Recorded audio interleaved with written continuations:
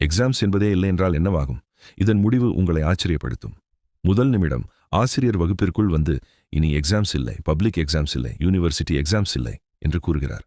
வகுப்பறையே அமைதியாகிறது. பின் அனைவரது முகத்திலும் புன்னகை. இது கனவு போல தோன்றும். முதல் வாரம் மாணவர்கள் எதையும் மனப்பாடம் செய்வதை நிறுத்துகிறார்கள். நள்ளிரவு வரை கண்விழித்து படிக்க வேண்டிய அவசியமில்லை. அவர்கள் வகுப்பில் கவனிக்கத் தொடங்குகிறார்கள். கற்றல் மிகவும் நிதானமாக மாறுகிறது. முதல் மாதம் அழுத்தம் மறைகிறது. மாணவர்கள் அதிக கேள்விகளை கேட்கிறார்கள். வெறும் தேர்ச்சி பெறுவதை விட பாடங்களை புரிந்து கொள்வதில் கவனம் செலுத்துகிறார்கள். பள்ளி ஒரு பயமுறுத்தும் இடமாக தெரிவதில்லை. முதல் ஆண்டு தன்னம்பிக்கை வளர்கிறது. படைப்பாற்றல் அதிகரிக்கிறது. தோல்வி அடைவோம் என்ற பயம் இல்லாமல் மாணவர்கள் புதிய யோசனைகளை முயற்சி செய்கிறார்கள்.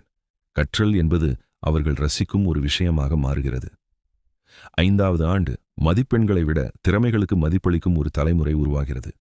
பதற்றம் குறைகிறது. புதுமை, இன்னோவேஷன் அதிகரிக்கிறது. மக்கள் கட்டாயத்திற்காக படிக்காமல் தாங்களாகவே விரும்பி படிக்கிறார்கள். தேர்வுகள் பிடிக்காத ஒருவருக்கு இதை அனுப்புங்கள்.